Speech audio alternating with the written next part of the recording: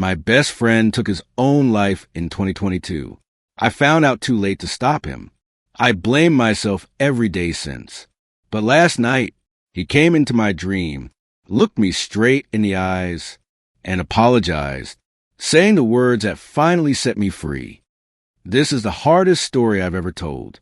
Not because of the pain, though God, there's been so much pain, but because talking about suicide still feels like walking on glass. People look away. They don't know what to say. But on True Dream Tales, we don't look away. We face the darkest dreams and the light that sometimes breaks through them. If you've ever lost someone to suicide, if you've carried that guilt, that what have I done more? If you've wondered if they're at peace on the other side, this story is for you. Because last night, Alex came back, and what he told me changed everything. His name was Alex Rivera. We met in freshman year of high school back in 2009. I was the quiet kid who sat in the back sketching superheroes in my notebook. He was a loud one who burst into every room like he owned it. Messy black hair, crooked smile, always wearing band t-shirts 2 sizes too big. First day of lunch. He plopped down next to me, stole my fries, and said, "Dude, those drawings are sick. You can be famous, or what?" That was it. Instant friends. Best friends. Brothers, really. We were inseparable for the next 13 years. Sleepovers turned into all-night gaming sessions. High school parties where he dragged me onto the dance floor even though I had zero rhythm. Road trips in his beat-up Jeep, windows down, blasting early 2000s punk rock. He taught me how to talk to girls, badly at first, but he never let me give up. I taught him how to draw. He was terrible, stick figures only, but he tried anyway. College came. We went to different schools, me to state for graphic design, him across the country for music production. But distance didn't matter. Daily texts, weekend visits, summer breaks spent crashing at each other's places. He was talented, really talented. Wrote these raw, honest songs about mental health, love, losing your way, posted them online, and built a small following. I designed all his album art for free. We dreamed big, him on stage, me doing visuals for his tours. It felt possible. But underneath, there was always something darker with Alex. He'd have these lows, weeks where he'd go quiet, cancel plans, say things like, "Man, sometimes I just feel like I'm drowning," and no one notices. I noticed. I tried. Late night calls where he'd open up about the depression that ran in his family, the anxiety that made crowds, even the ones cheering for him, feel suffocating. The voices in his head telling him he wasn't enough. I'd listen, tell him he was enough, more than enough, remind him of every person he'd helped with his music. Every message from fans saying his lyrics saved him on dark nights. He'd get better for a while. Therapy, meds, exercise. Then something would trigger it. A bad breakup, a gig that fell through, the pandemic locking everything down, and he'd spiral again. 2020 hit us all hard. His music career stalled. Gigs canceled. He moved back home with his parents. Lost motivation. Stopped posting. Stopped answering texts for days. I called more. Drove the 6 hours to see him whenever I could. We'd sit on his porch, drink cheap beer, talk until dawn. I'd say, "You're not alone, man. I'm here. Always." He'd nod, hug me, say, "You're the only one who gets it." But I didn't get it. Not fully. I didn't understand how deep the darkness went. 2022 started rough. He'd just turned 28. I sent him a dumb meme for his birthday, our inside joke from high school. He replied with a laughing emoji. That was the last message. 3 days later, his mom called me, her voice broken. "He's gone."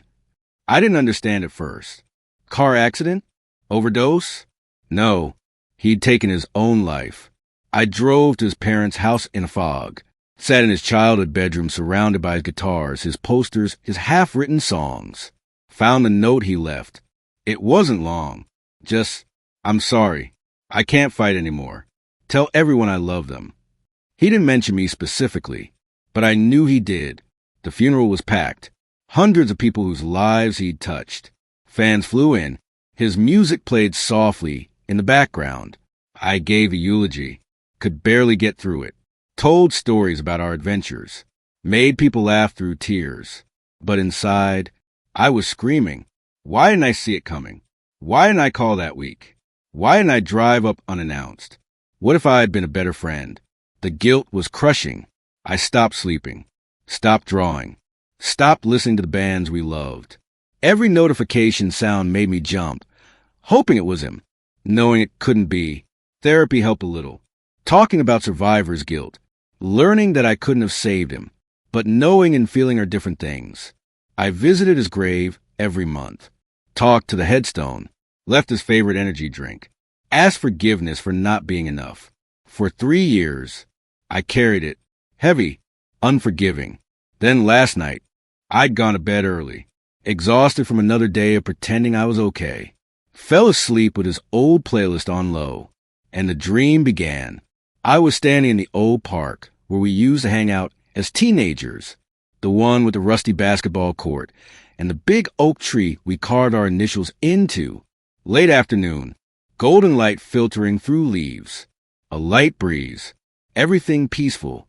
I was sitting on our usual bench, staring at the ground, feeling that familiar weight.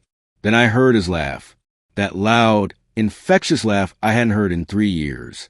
I looked up.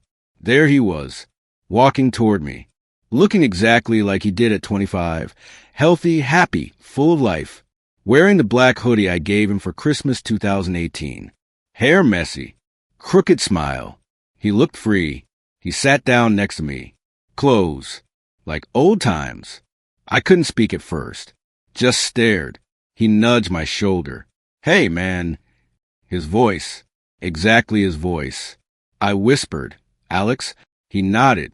Yeah, it's me. I broke, started sobbing, reached for him, and he hugged me.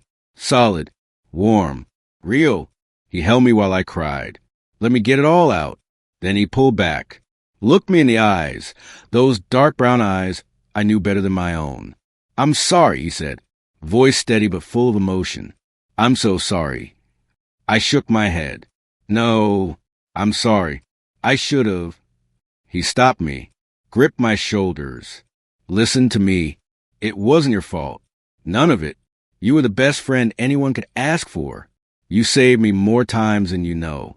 Those calls, those visits, those texts checking in. You kept me here longer than I would have been otherwise. Tears rolled down his face now, too. I was sick. Depression lied to me, told me I was a burden, that everyone would be better off, that there was no way out. But it was lying. I know that now. I asked the question that haunted me. Are you okay? Where you are. He smiled, genuine, peaceful. Better than okay. No pain. No darkness. Just light. I'm healing. Learning.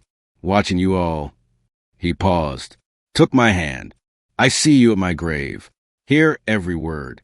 I feel your guilt. And it hurts me. Because you don't deserve it. You did everything right. You love me fiercely. That's all anyone can do. We talked for what felt like hours. About everything we missed. New music. Movies. My new job. His life now. How time doesn't work the same. How he's proud of how I've kept going. He laughed about old stories. The time we got lost on that road trip. The awful open mic where he forgot lyrics. And I jumped on stage to back him up. Then he got serious again. I needed to come back to tell you this in person. Let it go. The guilt. Live big. For both of us. Make art. Love someone. Be happy. Because I am now. Finally. I begged him to stay. He stood. Pulled me up for one last hug. I'm always with you. Every time you hear one of our songs. Every time you laugh at one of our stupid jokes. I'm there. He stepped back, started glowing softly. Forgive yourself.